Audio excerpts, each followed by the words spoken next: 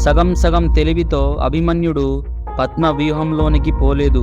అతనికి ఆ రోజు కథన రంగంలో మృత్యు పొంచి ఉందని తెలిసి వెళ్ళాడు. కానీ ఏదో చిన్న నమ్మకం, తన వాళ్ళు తన వెంట ఉన్నారనే నమ్మకం. వాళ్ళు అతన్ని అనుసరించడంలో విఫలమయ్యారు. అది తెలిసి ఇంకా ముందుకు చొచ్చుకుపోతూ కౌరవ సేనని కకలావికలం చేశాడు. కర్ణ దుర్యోధనులకు ప్రాణభయం చూపించాడు. చావు అయితే వచ్చింది గాని వీరత్వం మాత్రం చరిత్రలో సువర్ణ అక్షరాలతో లిఖించబడింది. ఒక్కసారి పని మొదలు పెట్టాక ఎంత ఇబ్బంది వచ్చినా దానిని విడవకూడదు. మన ఒంట్లో ఊపిరి ఉన్నంత వరకు పోరాడాలి. ఎప్పుడు మనతో మన వాళ్ళు ఉండకపోవచ్చు.